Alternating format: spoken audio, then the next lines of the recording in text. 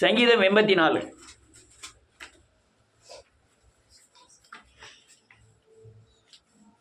வாசிக்கலாம்.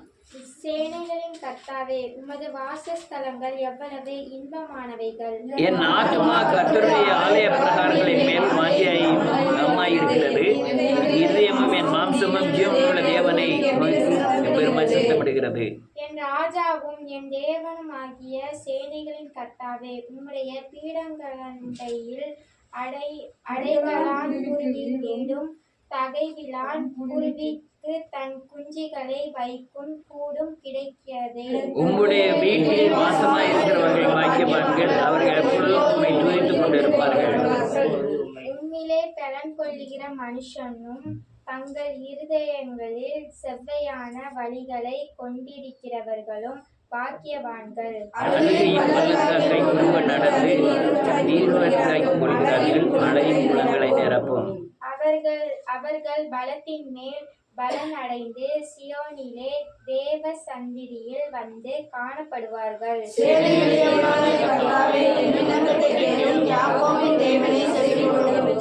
எங்கள் கேடகமாகிய தேவனே, கண்ணோக்கமாயிரும். நீர் அபிஷேகம் பண்ணினவரின் முகத்தை பாரும். ஆகாமிய கூடாரங்களில் வாசமாய் இருப்பதை பார்க்கிறேன். என் ஆலயத்தின் தெரிந்து கொள்வேன். தேவனாகிய கர்த்தர் சூரியனும் கேடகமுமானவர். கர்த்தர் கிருபையையும் மகிமையையும் அருளுவார். சுத்தமாய் நடக்கிறவர்களுக்கு நன்மை வழங்குகிறார்.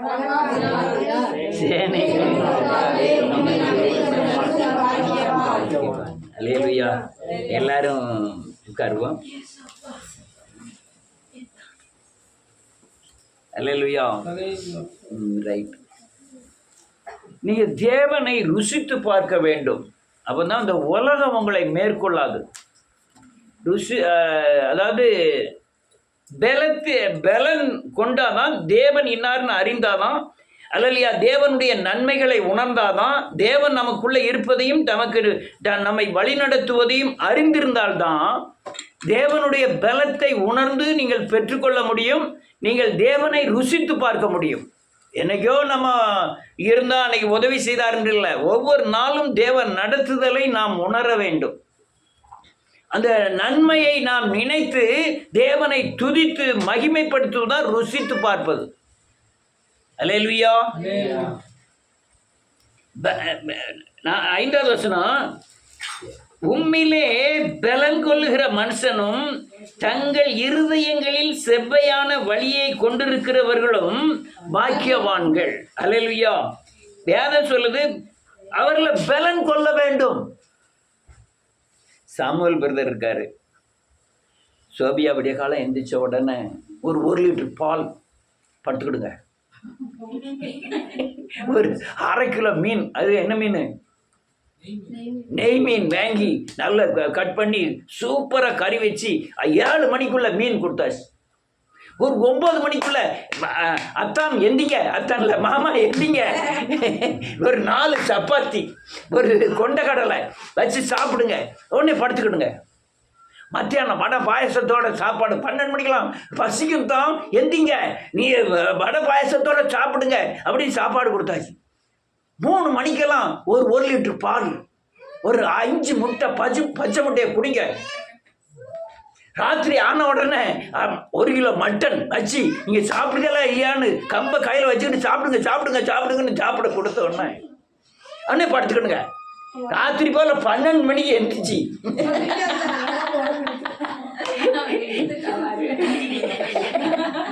இப்படிலாம் படுத்திருக்கப்படாது. இவ்வளவு சாப்பிட்டதெல்லாம் செமிக்கணும். ஒரு 1 லிட்டர் தயிரை குடிங்க, விடிய காலம் எண்ணெய் தேய்ச்சி குளிங்க அப்படின்னு நெதம் பக்குவமாக பார்க்கான்னு வச்சுக்கிடுவோம். ஆள் என்ன செய்வாரு, யாரு நம்ம யாரு அம்பானி மாமன் ரொம்ப வெயிட் ஆகிட்டானா, அவர் ரொம்ப வெயிட் ஆகிட்டான், வாக்கிங் போகிறார். யாரு அந்த அம்பானி மாமன் பின்னால் ஒரு 25 பேர் AK-47 போகிறான். அவன் வாக்கிங் போகிறதுக்கு, ஏன் காவலுக்கு. பின்னால் பார்த்தா 10 வண்டி பின்னால் போலீஸ் எல்லாம் பாதுகாப்பு. இவன் நடந்து போகிறான், அவன்னு போகிறான். ஆனால் எப்படியோ குறைச்சிட்டான், தான் வெயிட்டை குறைச்சிட்டான். இப்போ என்னாவது, சாமுவேலுக்கு ஆளு குண்டாவரை தவிர அவருக்கு அல்லேலூயா பலன் வராது. நம்ம போல சத்து கொடுத்தா என்ன வராது, பலன் வராது. அவரு எந்திரிச்சா இப்போ ஆள் இப்படி இருக்காரு, சாப்பிட்ட பழத்தண்டி ஆயிடுவாரு. எந்தினா காய்க ஓடினா எந்திப்பாரு, லேசா பிடிச்சி அதை தள்ளி விட்டா என்ன செஞ்சிருவாரு, கீழே விழுந்துருக்கியா. அவர் உடம்பு அல்லையா சரீரம் புசு புசுன்னு ஆயிட்டுதே தவிர பலன் இல்லை. இது வெளியான மனுஷனுக்கு. அதே மாதிரி உள்ளான மனுஷனுக்கு இவருக்கு சாப்பாடு மீன் குடிச்சாச்சு, சப்பாத்தி கொடுத்தாச்சு, தயிர் கொடுத்தாச்சு, பால் கொடுத்தாச்சு, இவ்வளவு நான் கொடுத்துக்கிட்டு இருக்கேன். எந்த மனுஷனுக்கு கொடுக்கேன்? உள்ள மனுஷனுக்கு. நீங்க வாங்கி சாப்பிட்டுட்டு அவர் சாமலையா மாதிரி படுத்தே கிடந்தீங்கன்னா ஆள் என்ன செய்விய, குண்டாவிய. குண்டாவதுன்னு அர்த்தம் என்னன்னா, எந்த வசனம் அங்க இருக்கு, இந்த வசனம் எங்க இருக்கு, நீ அதுக்கு ஜெபம் பண்ணா கடகடான்னு ஜெபம் பண்ண, அப்படியே பக்தியின் வேஷத்தை அப்படியே காண்பிக்கிற. ஆனால் ஒரு பிசாசு என்ன செஞ்சிருவீங்க, ஓடி போய் படுத்துக்கிடுவீங்க. ஏன்னா ஆக்டிவிட்டி வேணும். அதாவது நான் வேறு சாப்பிட்டதுக்கு தக்கன விடிய காலம் அவளை சாப்பிட்டுருக்காரு, ஒரு 1/2 கிலோ மீன் சாப்பிட்டுருக்காரு, 1 லிட்டர் பால் குடிச்சிருக்காரு. நேரம் இங்கேருந்து என்ன செய்யணும், தெங்காசி வழி ஓடிட்டு வரணும். வந்தால் தான் அந்த பால் அந்த இதெல்லாம் என்ன செய்யும், செவிச்சு உடம்புல சேரும். படுத்து கிடந்தா சேராது. நம்ம பலன் கொள்ளணும், நமக்குள்ள வரணும். உள்ளான மனுஷங்களை சத்தாய் மாறணும். ஆமீன். அப்ப இப்ப இந்த கொடுக்கிற நான் கொடுக்கிற ஆகாரத்தை நீங்க வாங்கி சாப்பிட்டு அடுத்த ஞாயிற்றுக்கிழமை நீ நல்லா இருக்குன்னு வந்தீங்கன்னா ஆளு குண்டாவிய தவிர, அதாவது அல்லையா அந்த பக்தியின் வேஷம்தான் தெரியுமே தவிர ஒரு பலன் இருக்காது. என்ன பலன் இருக்காது? உலகத்துல வர்ற பிசாசையோ அல்லது உலகத்துல வர்ற பாடுகளையோ துக்கங்களையோ ஜெயிக்கக்கூடிய ஆவிக்குரிய பலன் இருக்காது. நீங்க ஒரு முட்டை சாப்பிட்டா போதும், பலன் இருக்கும். அந்த முட்டையை உடம்புல சேரணும். இப்போ ஒரு பெண்ணு கர்ப்பமா இருக்கிறா, அந்த கர்ப்பத்தில் ஆன உடனே உடம்புல இன்னொரு குழந்தைக்கு மூளையை தயார் பண்ணதுக்கு, இருதயத்தை தயார் பண்ணதுக்கு, கிட்னியை தயார் பண்ணதுக்கு, எலும்புகளை உருவாதுக்கு உண்டான சத்து யார்கிட்ட இருக்கு? அந்த பெண்ணோட உடம்புல இருக்கு. அல்லேலூயா. அந்த உடம்பு ஆட்டோமேட்டிக்கா அந்த குழந்தையை தயார் பண்ணுது. ஆனால் இந்த முட்டையை செமிக்க வச்சு உங்க எலும்புகளுக்குள்ள போய் ரத்தமாகி அதை அங்கங்க சென்று அது எவ்வளவு கலோரி செலவழிச்ச பிறகு நம்ம மசில்ஸ்ல போய் பலனாய் உட்காரணும். ஆமீன். உங்களுக்கு சயின்ஸ் ரொம்ப சொல்ல விரும்பல, தெரியாது. உங்களுக்கு 10 கலோரி தான் உங்களுக்கு சரீரத்தில் ஒரு நாளைக்கு செலவழிதுன்னா மற்ற 90 கலோரியும் இங்கே போய் உட்காரணும். எங்கே போய் உட்காரணும்? இந்த சரீரத்தில் பலனாய் போய் உட்காரணும். இப்படி வச்சு அப்படி கட்டியாக நிற்கணும். அல்லேலூயா. இப்போ லொழுக்குன்னு பாடுதுன்னா அது பலன் இல்லை, அது உடம்புல ஊழச்சதைன்னு சொல்லுவாங்க. என்ன சதை? அதே மாதிரி வேதத்திலையும் நீங்க வேத வசனத்தை கேட்டு நடைமுறைப்படுத்தலைன்னா, நீங்க 5 மணிக்கு ஜெபம் பண்ற சரி, அடுத்தால 8 மணி 10 மணிக்கு நீங்க ஜெபம் பண்ணலைன்னா, அல்லது வேத வசனத்தை தனிப்பட்ட முறையில் நீங்க வாசிக்கலைன்னா நீங்க இந்த தொழுக்கு தான் போயிட்டு இருப்பீங்க. பிடிச்சிட்டாலும்னா கீழே விழுந்துருப்பீங்க. அது இல்லையா? அப்படிதான் இருக்கமா?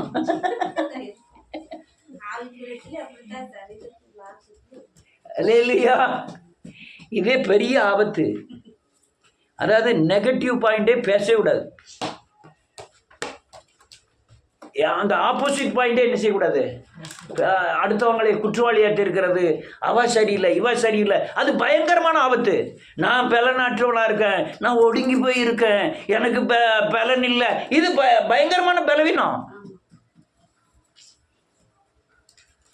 ஐயா, இந்த சத்து இந்த காரியம் எப்படி வரும்னா, அல்லையா நன்றியோடு கூட துதிக்கிறேன். இப்போ ஒன்றும் தெரியாது. இப்போ சாமுவேல் பிரதர் குண்டாயிட்டார், ஒன்றும் தெரியாது. ஒரு நாய் விரட்டிட்டு வருதுன்னு வச்சுக்கணும். சாமுவேல், இவன் அலெக்ஸு, இவன் ஜோஸ்வாலாம் நடந்து போயிட்டு இருக்காங்க. திடீர்னு ஒரு 4 நாய் விரட்டிட்டு வந்துட்டு இவங்க 2 பேரும் என்ன செஞ்சிருவாங்க? ஓடிடுவாங்க. அவரால் இதான் பிரச்சனை. அல்லேலூயா. அதே மாதிரி ஆவிக்குரிய முறையில் இந்த வசனங்கள் உங்களுக்குள் ஜீரணிக்கப்பட்டு ஆவிக்குரிய பலனா என்ன செய்யணும்?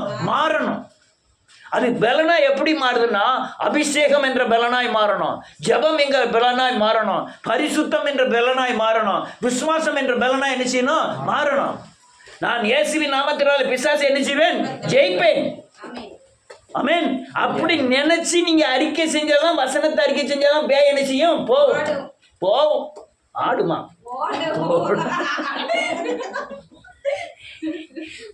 நீங்க ஓடி போய் நின்றுக்கிட்டு நான் பைபிள் கிளாஸ் முடிச்சிருக்கேன், இந்த சர்டிபிகேட்டு அதை சொல்லலாம்னு சொல்லுவேன். எங்கள் அப்பா பைபிள் கிளாஸ் முடிச்சிருக்கு, அதுவும் சொக்கம்பட்டியில் போய் படிச்சு முடிச்சது, இந்த அங்கத்துக்கு இதை வச்சுக்கிட்டு பேய் ஓடட்டும் நினைச்சாது. ஏன் மாட்டாது? நமக்குள்ள என்ன இல்லை? விசுவாசம் இல்லை.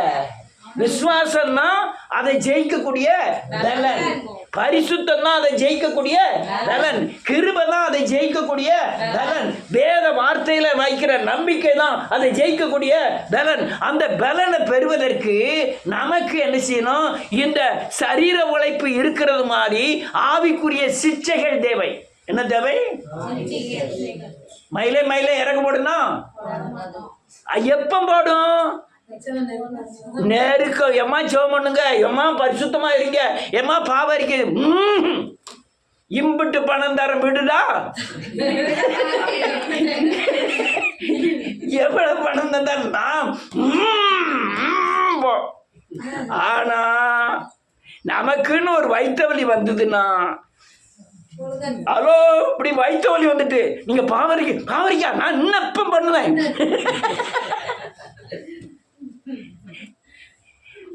ஆட்டோமேட்டிக்கா. அதுக்கு தான் தேவன் என்னத்தை அனுப்புகிறாரு? உபத்திரவங்களை, சிச்சைகளை அனுப்புகிறார். ஏன்னா அவர் கொடுத்த ஆகாரம் என்ன செய்யணும்? ஜீரணித்து அது பலனாய் நமக்கு என்ன செய்யணும்? மாறணும். நீ விசுவாசம் உங்களுக்கு எப்போ பலனாய் மாறும்? சிச்சை வரும்போது. விசுவாசம் பற்றி வசனங்கள்லாம் ஏகப்பட்ட வசனம் தெரியும். நம்ம எபிரேயர்ல 11வது அதிகாரத்தில் மனப்பாடம் பண்ணி அவ்வளோத்தையும் சொல்லிடுவோம். ஆமென். ஆனா ஒரு கிரியை கூட செய்ய மாட்டோம். எப்ப செய்வோம்னா, நமக்குன்னு உபத்திரங்களும் பிரச்சனையும் வந்து நம்மை மோதும் போதுதான் நம்ம அந்த வசனத்தின்படி கிரியைகளை நடப்பிக்க பிரயாசப்படுவோம். ஆமென். பிரயாசப்படுவோம். இதுதான் என்னது? ஆவிக்குரிய பலன். என்னது? பலன். அல்லேலூயா. பலன் என்பது வலிமை, சக்தி. என்னது? என்ன? எதுக்கு வலிமை சக்தி வேணும்? பிசாசை ஜெயிக்க, உலகத்தை ஜெயிக்க, மாம்சத்தை ஜெயிக்க, சுயத்தை ஜெயிக்க, இதுக்கெல்லாம் ஜெயிக்கிறதுக்கு என்ன வேணும்? பலன் வேணும். இதை வச்சுதான் நம்ம உள்ளான மனுஷன் என்ன செய்ய முடியும்? திடப்படுத்த முடியும். தாவீது தேவனுக்குள்ளாய் தன்னை என்ன செஞ்சிட்டான்? அவனுக்குள்ள பலன் இருந்தது. இப்ப சாமுவேல் சொல்லணும், கோபப்பட்டாரு. சாமுவேல் மாதிரி குண்டா இருக்கணும் சொல்லணும், என்ன செய்ய முடியாது? பலப்படுத்த முடியாது. இவன் ஜோசுவா மாதிரி அவன் இவன் யாரு ஜூடா எங்கள் வீட்டுக்கு வந்தான். எங்கள் வீட்டில் இந்த டம்பிள்ஸ் எல்லாம் இருக்குது, அப்படியே தூக்கி இப்படி இப்படி போட்டு பார்த்தான், ஜம்முன் இருக்க அப்படி இப்படின்னு இப்படிலாம் வச்சு பார்த்தேன். அது இப்படி இப்படி வச்சுக்கிச்சுலாம் பார்த்தான். அது டெய்லி நல்ல முட்டையை சாப்பிட்டுட்டு இப்படி இப்படி வச்சா என்ன ஆகும்? பலம் கிடையாது. தாவீது நம்ம காலை பையா இப்படிலாம் வச்சு பார்த்தாரு. இல்லையா? டெய்லி இப்படி வச்சுக்கிட்டே இருந்தா என்ன ஆகும்? பலம் கிடைக்கும். அதே மாதிரி என்னைக்கோ பிரச்சனை வரும் பொழுது நீங்க ஜெபம் பண்ணுனா என்ன கிடைக்காது? அப்ப நெவம் என்ன செய்யணும்? நெவம் முட்டையும் என்ன செய்யணும்? பட்னியா கிடந்தெல்லாம் டம்பல்ஸ் எடுக்கக்கூடாது, அது உடம்புல பிடிச்சிடும். நெதம், முட்டை, பால் இதெல்லாம் சாப்பிட்டுட்டு டம்பல்ஸ் எடுக்கணும். அதே மாதிரி ஆவிக்குரிய முறையிலும் நெதம் வருகிற பிசாசை சொல்லுங்க, இந்த பலன் அடையும்படியாய் மனம் திரும்பி வேத வசனத்தை வாசித்து வசனத்திற்கு நம்மை ஒப்பு கொடுத்து தேவனுக்கு நேராக நாம் என்ன செய்யணும்? ஓடணும். இப்படி இருந்தீங்கன்னா எந்த நேரத்திலும் பலன் இருக்கும். ஆமென். இவன் அலைசும் ஜோசுவா சொல்லுவான், ராத்திரி 12 மணிக்கு எந்திரிச்சு எல்லாம் ஓடல அப்படின்னாலும் ஓடுவாங்க. இவர் இது சாமுவேல் நினைச்ச மாட்டாரு, ஓட முடியாது. 12 மணிக்கு ஓட முடியாது. அவன் நினைச்சுவான், நீங்க ஓடுவேடா, அவனுக்கு ஓட்ட நினைச்ச முடியாது, ஓட முடியாது. அப்ப எந்நேரமும் ஒரு கிறிஸ்துவன் ஓடுதவாகவே என்ன செய்யணும், இருக்கணும். அத்திமரம் கனி கொடுக்கல ஆண்டவருக்கு தெரியுது. போய் பார்த்துட்டு கனி இல்லைன்னு என்ன செஞ்சுட்டாரு, அது கனி கொடுக்காத காலமா இருந்தபடினாலே கனி இல்லை. அப்போ ஒரு கிறிஸ்துவ எப்பவுமே என்ன செய்யணும், கனி கொடுக்கணும். கனி கொடுத்தா எப்பவும் பலன் இருக்கும். நீங்க என்னைக்கோ பிரச்சனை வந்தோடனே ஜெபம் பண்ணுறது, பிரச்சனை வந்தோடனே வேதத்தை வாசிப்பது, பிரச்சனை வந்தோடனே மனம் திரும்புவது, இது ஒண்ணுக்கும் ஆகாது. அந்த பலன் கிடைக்காது, அந்த ஆலோசனை கிடைக்காது, அந்த பிசாசை ஜெயிக்கக்கூடிய சரியான சத்துவம் உங்களுக்கு வராது. எப்பவும் ஆயத்தமா இருக்கணும். அல்லேலூயா. நீ மிலிட்டரியில போய் பாருங்க, துப்பாக்கியெல்லாம் தலைக்கு வைக்க மாட்டான். அங்க சைடுல கையை விரல இதுல வச்சிருப்பான், துப்பாக்கியில வச்சுக்கிட்டே தான் நிச்சயமா படுத்திருப்பான். டக்குன்னு அங்க விசில் சத்தம், அட்டென்ஷன் அப்படியே ஓடுவான், டக்குன்னு எடுத்து வச்சுட்டு இருப்பான். அதே மாதிரி நம்மளும் 12 மணிக்கு ஆனாலும் சரி, சோர்வானாலும் சரி, சாப்பிடாம இருந்தாலும் சரி, பிசாசை ஜெயிக்கிறதுக்கு கண்ணை பூட்டுனால இருக்கணும். அப்போ அவன் மிலிட்டரிக்காரன் சொல்ல அட்டென்ஷன் கான் வச்சு விடுவான். ஏன் கொஞ்சம் நில்லுங்க ஐயா, கொஞ்சம் படுத்திருக்க, உறங்கி முகத்தை கழுவி எடுத்தேன், வாயை கொப்பளிச்சுக்கிட்டேன், துப்பாக்கியில் குண்டை வைக்காம விட்டுட்டேன், அவன் சுட்டு தள்ளிட்டு போயிடுவான். அல்லேலூயா. என்ன எழுதியிருக்கு பாருங்க, அதே வசனம், 5வது வசனம். உம்மிலே பலன் கொள்கிற மனுஷனும் தங்கள் இருதயங்களில் செவ்வையான வழிகளை கொண்டிருக்கிற பலன் கொண்டவனுக்கு சொல்லுங்க, எப்படி பலன் கொள்ளணும், ஆசித்து அப்படிதான் நினைச்சணும். பலன் கொள்ளுகிறவனுக்கு சொல்லுங்க, இருதயத்தில் செவ்வையான வழி வெளிப்படும். உங்க புத்தினால என்ன செய்யாது, எங்க இருந்து வெளிப்படும், பிதாவின் இடத்திலிருந்து உங்களுக்கு வெளிப்படும். இந்த உலகத்துல சத்துரு கொண்டு வருகிற சொல்லுங்க, எந்தவித சூழ்ச்சியானாலும் ஜெயிக்குண்டான ஆலோசனை இந்த மாம்ச சரீரத்திலே இல்லை. நான் சொல்லு கரெக்டா, அந்த பிசாசை ஜெயிக்குண்டான ஆலோசனைகள் பரத்திலிருந்து தான் பெற வேண்டும். ஆமென். இப்ப கோலியாத்தை வீழ்த்ததுக்கு அவன் தாவீதுக்கு ஆலோசனை என்ன ஆலோசனை தெரியுமா, கூழாங்கல்லு கவன், இதை கொண்டு போ. சிம்சோனுக்கு 1000 பேர் வந்துட்டாங்க, அவன் 100 பேர் வந்தாலும் அடிச்சு வெட்டி தூக்கி தூர போட்டுருவான். 10,000 பேர் வந்தாலும் தூக்கி போட்டுருவான். 1000 பேர் தான். உடனே அவனுக்கு என்ன ஆலோசனை, அவன் ஒரு கழுதை செத்து கிடக்கு, அந்த எலும்பை எடுத்துட்டு ஆடுறா. தாடை எலும்பு எவ்வளவு பெருசா இருக்கும், கழுதை தாடையை பார்த்துருக்கியா, இன்னும் இவ்வளவு நீட்டு தான் இருக்கும். இதை எடுத்துட்டு எத்தனை பேர் கொண்டுட்டான். இந்த ஆலோசனை தான் மெயின், கழுதை தாடை மெயின் கிடையாது. அல்லேலூயா. உங்க வீட்டுல வர்ற சத்துரு பெரிய சத்துரு சின்ன சத்துரு கிடையாது. நீங்க வச்சிருக்கிற ஆயுதம் சின்னது பெருசுலாம் கிடையாது.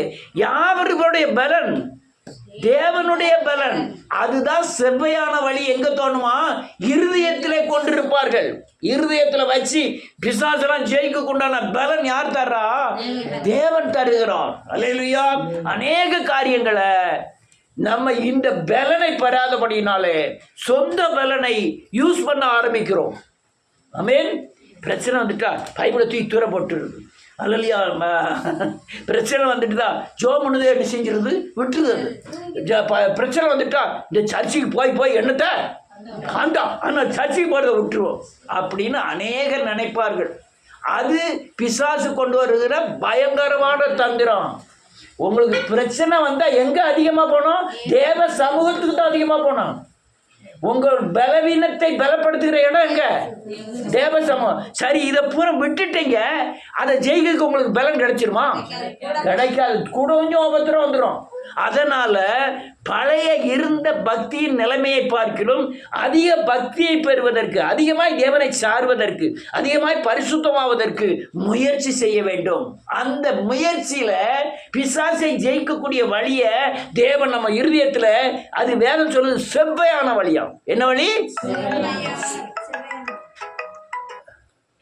செம்மையான வழினா என்ன வழி, உறுதியான வழி. அது தேவன் அனுப்புகிற சொல்லுங்க ஆலோசனையில எந்த பலவீனமும் இராது, ஆனால் அற்பமாய் காணப்படும். ஆனால் எப்படி வந்துட்டான் கிரியோன்ட்ட சொல்றாரு ஆண்டவரே, ஒரே ஒரு தீவெட்டி வச்சுக்கிடுவா, ஒரே ஒரு தீப்பந்தத்தை வச்சுக்கா, ஒரு மண்பானை வச்சுக்கா. அது எப்படியா? நீ வச்சுக்க, அதை வச்சு அவர் என்ன செய்வாரு? ஜெயிக்க வைப்பார். அல்லேலூயா. இது என்ன வழி? செம்மையான வழி. ஆனா உலகத்துக்கு எப்படிப்பட்ட வழி? அற்பமான வழி. அல்லேலூயா. இதுல நீங்க பலன் கொண்டாதான் இந்த தேவ வழிகள் உங்களுக்கு தெரிய வரும். அல்லேலூயா. அடுத்த லைனில் இருக்கு, அழுகையின் பள்ளத்தாக்கை ஆமென் நடந்து அதை நீரூற்றாக்கிக் கொள்கிறார். ஆமென். அழுகையின் பள்ளத்தாக்கு. இப்போ சரி, ஒரு பயங்கர பிரச்சனை வந்துட்டு திடீர்னு விளையாட போனவன் கட்டாக்குன்னு கீழே உளுந்து அப்படியே அந்த கணக்கு கிராச் ஆயிட்டு.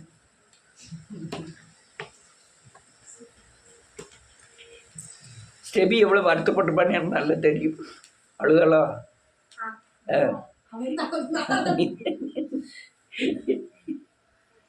அல்லேலூயா.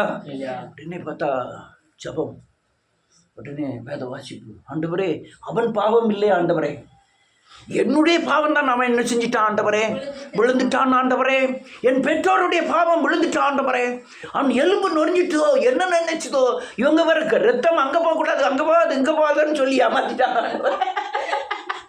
கை அப்படியே நின்றும்னு சொல்லிட்டாங்க ஆண்டவரே, நான் என்ன செய்யட்டும் ஆண்டவரே. அல்லேலூயா, அல்லேலூயா. இது என்ன பள்ளத்தாக்கு? அழுகையின் பள்ளத்தாக்கு. அதுல உருவம் நடக்கணும்னு அந்த அர்த்தம் தெரியுமா? ஒரு பள்ளத்தாக்குல கொஞ்சம் போல விசுவாசம் என்ன செஞ்சிருக்கு, அப்ப அடுத்த பள்ளத்தாக்கு என்ன செய்யணும்? அப்பன்னா என்ன ஆகும்? பலனாகும். அல்லேலூயா. அடுத்த பள்ளத்தாக்கு வரணும், அடுத்த பள்ளத்தாக்கு வரணும், அடுத்த பள்ளத்தாக்கு வரணும். அந்த பள்ளத்தாக்குகள் எல்லாம் உருவ தேவனை சார்ந்து, வேதவசனத்தை சார்ந்து, இயேசுவின் சிலுவையை சார்ந்து நீங்க நடந்து நடந்து நடந்து ஆண்டவருக்குள்ள என்ன செய்யணும்? பலன் அடைய வேண்டும். உலகத்தின் பலனை குறித்தும் தேவனுடைய பலனை குறித்தும் சரியான தெளிவு வேண்டும். அல்லேலூயா. நல்ல கலங்க. உலகத்தை பிசாசு ஆள்றான், நம்ம தேவன் ஆள்றார். நீங்க பிசாசால கொண்டு போய் நீங்க மனுஷ பலத்துல பிசாசு என்ன செய்ய முடியாது? ஜெயிக்க முடியாது. ஆனால் தேவ பலத்தை கொண்டு போய் ஜெயிச்சு, அது எப்படி ஜெயிச்சாருங்கிற பலத்தை நம்ம கூட்டி வச்சுக்கிட்டு அடுத்தால வரும்போது பலன் அடைஞ்சு, அடுத்தால வரும்போது பலன் அடைஞ்சு, இப்போ இதே இது பலன் அடைஞ்சிக்கிட்டே இருக்கான்னு வச்சுக்கணுங்க. யாரு? ஸ்டெபி பலன் அடைஞ்சிக்கிட்டே இருக்கான். இன்னொரு நாள் ஒரு பேச்சுக்கு சொல்ல, இன்னொரு நாள் டக்குன்னு கீழே விழுந்து இதே மாதிரி கிராச் ஆகிட்டுனா 6வது நாட்டிலலாம் அப்படி வீசிக்கிட்டே இருப்பான்னு நினைக்கியோ? இங்கே சொத்திரம் சொத்திரம் சொத்திரம் சொத்திரம் சொத்திரம் சொத்திரம் சொத்திரம் சொத்திரம் சொத்திரம் சொத்திரம். அப்போ என்ன செஞ்சிட்டா? பலன் அன்னைக்கு விழுந்தது மாதிரி தான். அன்னைக்கு ஒரு கரடி வந்தது, அது ஒரு சிங்கம் வந்தது, இந்த கோலியாத்து ஏமாத்துறான் அப்படின்னு போயிடும். நீ பலன் அடையலைன்னா சின்ன கிராட்சி கூட நமக்கு என்ன ஆயிரும்? பெரிய இதாயிரும். நீங்க பலன் அடைய முதல்ல நடந்த காரியம் சிம்பிள் ஆயிரும். அதே மாதிரி வந்து எந்த காரியம் வந்தாலும் சரி, கர்த்தர் என்ன செய்வாரு? அவர் சமூகத்தில் எகவா ஈரே அவர் பார்த்து கொள்வார். அந்த பலனுக்கு தான் பலன் அடையணும். அப்போ பிரச்சனை வந்துக்கிட்டே இருக்கணும்னு சொல்ல வரல. வருகிற ஒவ்வொரு பிரச்சனையும் தேவனை சார்ந்து ஜெயித்து அந்த தேவ பலத்தை உங்களுக்குள்ள ஆவிக்குரிய பலத்தை என்ன செஞ்சுக்கிட்டு இருக்கணும்? கூட்டிக்கிட்டே இருக்கணும். அல்லேலூயா. எவ்வளவு தூரம் நீங்க கூட்டுறீங்களோ அது பூரா உங்களுக்கு பலனாய் மாறிடும். என்ன எழுதிருக்கு பாருங்க, 5வது வசனம். உண்மையிலே பலன் கொள்கிற மனுஷனும் ஆமென் தங்கள் இருதயங்களில் செவையான வழிகளை கொண்டிருக்கிறவர்களும் பாக்கியவான்கள். அழுகையின் பள்ளத்தாக்கை நடந்து நீரூற்றாக்கிக் கொள்கிறார்கள். அழுகையின் பள்ளத்தாக்குல அழுகையின் யாரு அழாத ஆளு யாராவது இருக்கா சொல்லுங்க? அழாத ஆள் இருக்காங்களா? நான் இது யாரு அழுது பார்க்கலையா? எல்லாரும் அழுது பார்த்துருக்கேன். தாவீது ஐயா அழுத பார்க்கவே இல்லை. இன்னைக்கா அழுதுருக்கீங்களா? மற்ற எல்லாம் மனம் திரும்ப போதெல்லாம் அழுதுருக்காங்க. நீங்கள் அழுத பார்க்கவே இல்லையே.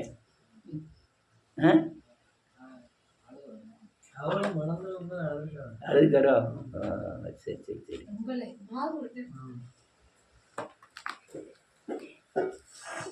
அழுதையின் பள்ளத்தாக்குல அது வெளியெல்லாம் அழுதா பலவினம். நீங்க அழுதா தேவன் பக்கம் அழுதுன்னா உலகத்துல நீங்க என்ன செய்ய வேண்டிய அழ வேண்டாம். நீங்க தேவன் பக்கம் அழலைன்னா உலகத்துல ஒரே அழுவையில தான் உங்க வாழ்க்கை நடந்துகிட்டு இருக்கோம். தேவன் பக்கம் எவ்வளவு தூரம் அழுகிறீங்களோ அவ்வளவும் நீரூற்றாய் மாறுமா. என்னமா மாறும்? அவ்வளவு அபிஷேகமா மாறிடும் உங்களுக்கு. அவ்வளவு பரிசுத்த ஆவியானவரின் ஆளுகையா மாறிடும். உங்கள் இருதயத்திலிருந்து ஜீவ தண்ணீர் உள்ள நதி என்ன செய்யும்? புறப்படும். அந்த நதியை குறித்து, அந்த பரிசுத்த ஆவியை குறித்து அந்த நதி, அந்த ஊற்றை குறித்து சொல்லுகிறதுன்னு வேதம் சொல்லுகிறது. அது பரிசுத்தாவியை குறித்து. அப்போ ஆவியின் நிரப்புதல் அதிகமாகும். பள்ளத்தாக்கில் நடக்கும் போதெல்லாம் என்ன ஆகும்? ஆவியின் நிரப்புதல் உங்களுக்கு அதிகமாகிட்டே இருக்கும். பலத்தின் மேல் பலம் நினைச்சுவீங்க, அடைஞ்சிட்டே இருப்பீங்க. அல்லேலூயா.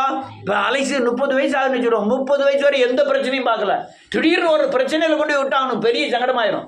ஆனால் சின்ன சின்ன பிரச்சனையை அவன் சந்திச்சு போயிட்டு பெரிய பிரச்சனை வரும்போது பெருசாக தெரியாது. அதே போல தான் நம்முடைய வாழ்க்கையில் நடக்கிற ஒவ்வொரு காரியங்களையும் இயேசுவை சார்ந்து, தேவனை சார்ந்து, வசனத்தை சார்ந்து, சிலுவையை சார்ந்து நீங்கள் வாழ்வீர்களானால் எவ்வளோ பிரச்சனை வந்தாலும் அதற்கு ஏற்ற அபிஷேகம் உங்களுக்குள்ள என்ன செய்யிட்டு இருக்கோம்? பெருகிட்டே இருக்கும். அது உள்ள பெரிய நீரூற்றாய் குளமா என்ன செஞ்சிடும்? மாறிடும். ஒரு பிரச்சனை வருது, எங்க போவீங்க? தேவன்கிட்ட போவேன். அங்க என்ன செய்யும்? இதுக்கு முன்னால நீங்க எவ்வளவு தூரம் தேவனை சார்ந்து வாழ்ந்திருக்கீங்களோ அந்த அபிஷேகம்லாம் அப்ப வெளிப்படும். போய் முனங்கால் போட்டோன்னா ஆட்டுப்படிக்க விசுவாசம் வரும். போய் முனங்கால் போட்ட உடனே அது ஆட்டுப்படிக்க உங்கள் வாயிலிருந்து அநேக வசனங்கள் வரும். இருதயத்தின் நிறைவினால் வாய் செய்யும், பேசும், விசுவாச வார்த்தைகள் வரும். உள்ளே இருந்து பரிசுத்தம் பண்ணதுக்கு உண்டான அல்லையா மனம் திரும்புதல் வரும். நீங்கள் அந்த அதுதான் அந்த அபிஷேகம் தான் என்னத்தை கொண்டு வருது? இந்த ஜெபத்தின் தன்மையை கொண்டு வருது. என்னத்தை கொண்டு வருது? ஜெபத்தின் தன்மையை கொண்டு வருது. ஜெபம் என்பது சொல்லுங்க, வேத வசனத்தில் இருப்பதை நான் பெற்றுக்கொள்ளும்படியாய் அவர் சித்தத்தின்படி நான் அவரிடத்திலே கேட்டு அவர் எனக்கு ஆலோசனை தந்து இந்த பூமியில ஜெயமாய் நடத்துவதே ஜெபம். என்ன சொன்னு சொன்னா கேட்டா சொல்ல மாட்டேங்கன்னு தெரியும். ஜெபம் என்பது சொல்லுங்க, வேத வசனத்தில் எழுதப்பட்டிருக்கிறத நான் தேவன்கிட்ட போய் கேட்டு அவர் எனக்கு ஆலோசனை தந்து இந்த பூமியில நடக்க வைத்து ஜெயமாய் வாழ வைப்பது தான் ஜெபம். நீ அப்படியே ராஜா அப்படியே காலம் எந்திரிச்சு ஒன்று கட்டாவே எனக்கு ஆட்டுத்தாரும், மாட்டுத்தாரும், கோழியதாரும், வயலத்தாரும் அப்படின்ட்டு பாரு. 1 மணி நேரம் கழிச்சு அடுத்த ஆண்டவரே கோழியத்தாரும், மாட்டுத்தாரும், ஆட்டுத்தாரும், சாயங்காலம் ஆட்டுத்தாரும், மாட்டு சேலைத்தாரும், அதில் சோத்தத்தாரும். இது லிஸ்ட்லே இல்லைல்ல. எங்க எதுல இல்லை? எங்க வேத வசனத்துல இல்லை. ஆனா இப்படி எழுதியிருக்கு, நீ தேவனுடைய ராஜ்யத்தின் நீதியின் தேடுங்கள் சகலமா என்ன செய்யப்படும். நீங்க அதெல்லாம் முதல்ல கேட்கணும்னு எழுதியிருக்கு. அல்லேலூயா. அப்போ நீரூற்றாய் குளங்களை நிரப்பிடும், உங்களை புல்ல அபிஷேகத்துல நிரப்பிடும். அல்லேலூயா. அதுதான் பலன். பலன் என்பது சொல்லுங்க, எதுல பலன் எழுதியிருக்கு? இல்ல, 7வது வசனத்துல. முதல்ல எங்க என்ன எழுதிருக்கு? துதிக்கணும். 4வது வசனத்துல, 5வது வசனத்துல இது இதுல பே, அதுல பா. பலன் என்றது முதல்ல எழுதியிருக்க பலன் என்பது வலிமையை குறிக்கிறது. என்னதை குறிக்கு? நம்ம சக்தியை குறிக்கிறது. இந்த பலன் என்னது என்பது 7வது வசனத்தில் இருக்கிற பலன் என்பது நன்மையை குறிக்கு. என்னத்தை குறிக்கு? நன்மை, தேவன் செய்கிற நன்மையை குறிக்கிறது. நீங்க நன்மைன்னா உடனே ஒரு 10 லட்சம் ரூபாய் தந்துட மாட்டாரு. விசுவாசமே 10 லட்சம் ரூபாயை கொடுக்கக்கூடிய அஸ்திபாரம். என்னது? 10 லட்சம் ரூபாய் உங்க கையில தர மாட்டாரு. 10 லட்சம் ரூபாய் செய்யாத காரியத்தை எது செய்யும்? விசுவாசம் செய்யும். என்ன செய்யும்? உங்க வீடு வேணும், வீட்டுல எல்லாம் கை நிறைய கொண்டு வந்து ரூபாய் கட்டி வீடெல்லாம் கட்டுன்னு சொல்ல மாட்டாரு, செய்யவும் செய்யலாம். ஆனால் இந்த வீட்டுக்கு தர்ற ரூபாயை காட்டிலும் உங்களுக்கு கிரியை முக்கியமா ரூபா முக்கியமா? ஆமா, ஆட்டோமேட்டிக்கா அவர் கிரியை தான் செய்ய போறாரு. அல்லேலூயா. நம்ம பழகுனதுனால நம்ம என்னது எதிர்பார்க்கோம்? நம்ம அக்கௌண்ட்ல 10 லட்ச ரூபா வந்துடும். யார் பணமாவது ஒரு 10 லட்ச ரூபா வந்துடும். எங்க இருந்து வந்தாலும் அது தப்பு தானே? யார் பணமா வந்து விழுந்தா அது என்னது? தப்பு. ஆனா ஆண்டவர் உனக்கு வீட்டை கொடுக்கணும்னு நினைச்சாரா, எந்த வழியில கொடுத்துருவாரு. அல்லேலூயா. அப்போ அது பலன். அது என்னது? பலன், நன்மை. நீங்க ஜெபம் பண்ணதுக்கும், நீங்க பலன் கொண்டதுக்கும், நீங்க பள்ளத்தாக்கில் நடந்ததுக்கும், நீரூற்றாய் மாறினதற்கும், உங்களுக்குள்ள குளமாகி அபிஷேகம் நிரம்பினதற்கும் உள்ள பலன் என்னது? அல்லேலூயா. நீங்க கேட்கிற காரியங்கள் சீயோனில் இருந்து கொடுக்கப்படும். வாசிப்போம் 7வது வசனம். அவர்கள் பலத்தின் மேல் பலன் அடைந்து சீயோனிலே தேவ சந்நிதியில் வந்து எப்ப நிப்பீங்க? நிப்பீங்க. அல்லேலூயா. வாசிப்போம் 4வது வசனம். நம்முடைய வீட்டில் வாசமாய் இருக்கிறவர்கள் பாக்கியவான்கள் அவர்கள் எப்பொழுதும் ஆமென் துதித்துக் கொண்டே இருப்பார்கள். ஆமென். அல்லேலூயா. நல்ல கலங்க. இப்பதான் முடிக்க போறேன். உம்முடைய வீடு, அவருடைய வீடு என்னது? ஆலயம். என்னது? எருசலேம். என்னது? சீயோன். உம்முடைய வீட்டில் வாசமாய் இருக்கிறவர்கள் எப்படிப்பட்டவர்களா? பாக்கியவான்கள். இப்போ எருசலேம் எங்க இருக்கு? ஆலயம் எங்க இருக்கு? நமக்குள்ளதான் இருக்கு. ஏன்னா உங்களுக்குள்ள இருக்கா இல்லையா? சொல்ல மாட்டேன் இருக்கானா? ஆண்டவர் இருக்காரா? சொல்ல மாட இருந்தா அது தேவனுடைய வீடு. அப்ப தேவன் நமக்குள்ள இருந்தால்தான் தேவனுடைய வீடு. அந்த தேவனுடைய வீடு அல்லேலூயா இருளின் பள்ளத்தாக்கிலே நடந்து பலத்தின் மேல் பலன் அடைந்து அல்லேலூயா நீரூற்று ஆக்கி பள்ளங்களை எல்லாம் குளமாய் மாறின அந்த வீடு. நான் சீயோன்ல போய் நிக்கிறேன்னா எங்க நிக்க? என் இருதயத்திலே தேவனை முன்பாக நிறுத்தி அவருக்கு முன்பாக நான் இருக்கிறேன், எனக்கு முன்பாக. இப்ப எலியா சொன்னான் 17:1 ராஜாக்கள்ல, இப்ப எடுக்க வேண்டாம். அவன் சொன்னான் தேவனுக்கு முன்பாக நிற்கிற நான் அப்படின்னு சொன்னான். அல்லேலூயா. அவன் அவனுக்கு முன்னால யார் இருக்கா? தேவனுக்கு முன்னால யார் இருக்கா? அப்ப நான் தேவனுக்கு முன்னால நிக்க, எனக்கு முன்னால யார் இருக்கா? எங்க ஆலயத்துல இல்ல, நான் ஒரு பெரிய காட்டுக்குள்ள நிற்கேன். காட்டுக்குள்ள எனக்கு பிரச்சனை வந்துட்டு நான் முடங்கால் போட்டு ஜெபம் பண்ணேன். எங்க நோக்கி ஜெபம் பண்ணேன்? பரலோகத்தில் இருக்கிற தேவன் எனக்குள்ள வந்துட்டாரு. எங்க வந்துட்டாரு? எனக்குள்ள வந்துட்டாரு. அந்த ஆலயத்தில் இருக்கிற தேவனை மகிமைப்படுத்துகிறேன். எனக்கு முன்னால யாரு இருக்கா? தேவன் இருக்காரு. தேவனுக்கு முன்னால நான் இருக்கிறேன். அவர்கள் வேதம் சொல்லுது பலத்தின் மேல் பலன் அடைந்து சீயோனிலே தேவ சந்நிதியில் வந்து காணப்பட்டுக்கிட்டே இருப்பாங்க. அல்லேலூயா. இடைவிடாமல் துதித்துக் கொண்டே இருப்பார்கள். இடைவிடாமல் தேவனோடு இருப்பார்கள். அப்போம்னா என்ன செய்யணும்? இருதயத்துல எப்பவும் தேவனை, அப்பதான் நீங்க தேவ சந்நிதியில இருக்கிறதுக்கு உண்டான அடையாளம். அல்லேலூயா. நீ அப்படி தேவனை துதிச்சுக்கிட்டோ, தேவ எண்ணம் இல்லாமலோ அல்லது தேவ வசனங்களை குறித்து எந்த அறிவு இல்லாமலோ உலகத்தை குறித்தும் உலகத்தை சார்ந்ததை குறித்தும் நிறைந்திருந்தா உங்களுக்கு முன்பாக யார் நிக்கல? நிக்கலன்னு அர்த்தம். அப்ப தேவ சந்நிதியில நம்ம எப்பவுமே என்ன செய்யணும்? காணப்படணும். அப்ப தேவனை எப்பவும் முன்பாக நிறுத்தி அவர் வீட்டில இருந்து துதித்து கொண்டே இருக்க வேண்டும். அது யார் இருக்க முடியும்னா மரண இருளின் பள்ளத்தாக்கில் நடந்தவர்கள், பலத்தின் மேல் பலன் அடைந்தவர்கள் தான் இந்த காரியங்களை செய்ய முடியும். அதனால இதெல்லாம் காரியங்கள். நீங்க பலத்தின் மேல் பலன் அடைஞ்சிருக்கீங்களா? எவ்வளவு காலம் அடைஞ்சிருப்பீங்க? இங்கேருந்து நைனாரம் வரையும் இவன் ஓடிடுவான். நீங்கள் நைனாரம் வரையும் ஓட முடியுமா? முயற்சி பண்ணேன் கூட. எங்கள் இடைக்கால் பஸ் ஸ்டாண்ட் ஓடி தான். அப்போ நம்ம பலன், நான் இப்போ இவனுக்கு சொன்னது சரீர பலன். நமக்கு என்ன பலன்? ஆவிக்குரிய பலன். அதில் நம்ம இங்கேருந்து எங்கே வரையும் ஓடணும்? தென்காசியில் திருநெல்வேலி ஓடினாலும் என்னாலையா இருக்கலாம், நடந்தாலும் ஓடுறதுக்கு உண்டான பலன் நமக்கு என்ன செய்யணும்? இருக்கணும். அதுதான் காரியம். இப்போ வந்த புயலெல்லாம் இவ்வளவு தூரம் பலன் அடைவதே தேவ கிருபை. எல்லாரும் எழுந்து நிற்போம்.